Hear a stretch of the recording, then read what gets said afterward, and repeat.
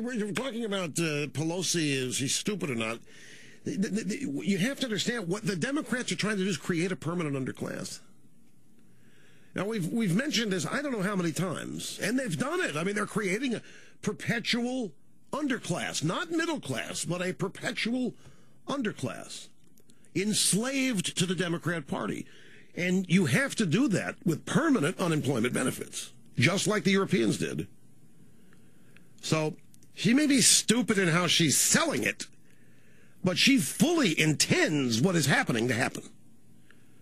It's no different than why do they want all these illegal aliens, undocumented Democrats, to become documented? It's all about elections, all about votes, all about power. It's not about empowering people. It's not about compassion and helping people. Many people ask me, and John Podhoretz, raises the question today in a piece in the New York Post. Who is Obama? Why is he doing this? Why?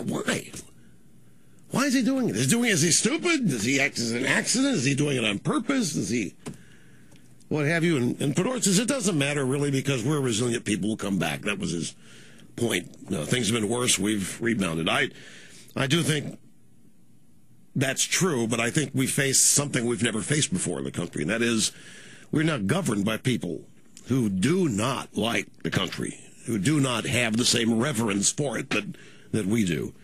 Our greatest threat, and this is saying something, is internal. Now, we have plenty of external threats, enemies across oceans, but we got a threat inside as well. This is something that I've never felt in my life, that we had a president actually governing against the country, against the will of the people. I know we've had liberals, and Clinton and Hillary were, and are. I mean, they're pedal to the metal liberals, but they didn't want to destroy things. This bunch does, and they make no bones about it. And when destruction does happen, they don't lift a finger to fix it. So this interview with J. Christian Adams yesterday, talking about the Justice Department, he's the whistleblower that said the charges were demanded to be dropped, that he and his line attorneys were told to just drop the case against the new Black Panthers for voter intimidation in Philadelphia. And he said that there were people in the office, DOJ, who said, well, these people suffered the indignity of slavery, discrimination, segregation, and so forth. And he said, somebody else said this is payback. Meaning, all right, look, these I don't care if it's the new Black Panthers or whoever it is. The black people in this country have never, ever had a fair shake. It isn't payback. O.J. Simpson, payback. How does it feel? And that word payback, not mine, it was J. Christian Adams quoting some people in the Department of Justice, I think is exactly what I think when Obama looks at the country. It's payback time. I think that he's been raised, educated, and believes on his own that this country has been, as you know, immoral, unjust. It has stolen. It's unfairly large. It's an unjustifiable superpower. We have become as large as we are, not because of any uniqueness or exceptionalism or greatness, but because we've simply discriminated against the real people that made the country work, all of the minorities and people around the world. We've stolen their resources. And now it's payback time. And that's what we're getting. And J. Christian Adams had somebody in Obama's DOJ who said that regarding the dropping of charges against the new Black Panther Party in the voter intimidation case in Philadelphia. So don't doubt me. There's no question that payback is what this administration is all about, presiding over the decline of the United States of America, and doing so happily. Let's go to the audio sound bites. November 2nd, 2009, a segment from this program. How do we get what I call a post-bubble growth model, one that is sustainable? That's what we're going to be discussing here today.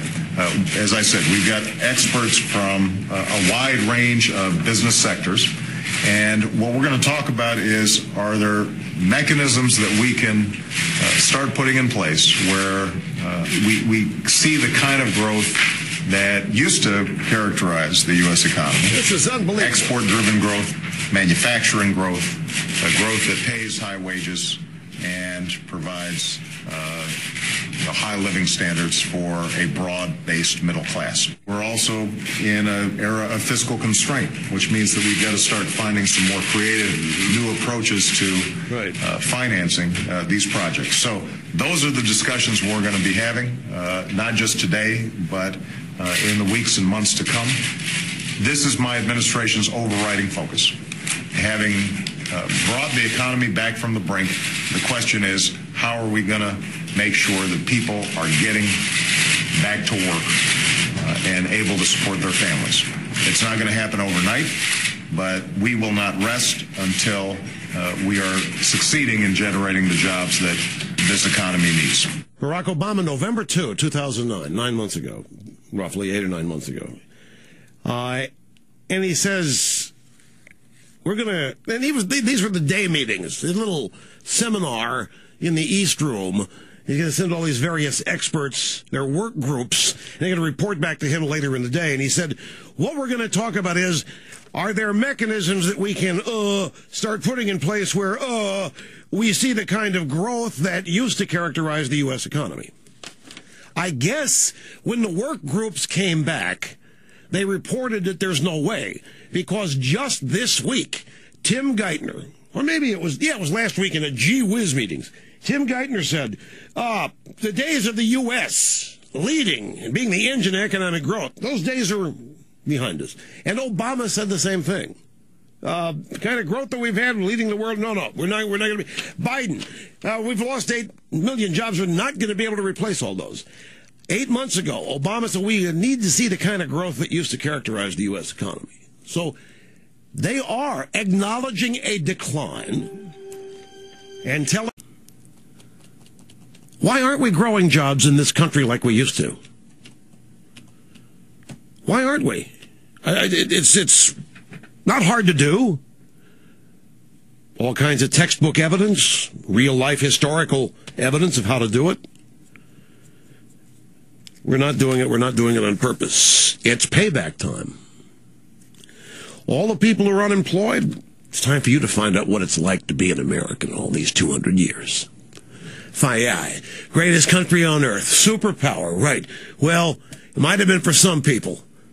You're going to find out what it's been like for 200 years for some of us to be an American. It's payback time. That's what's going on here.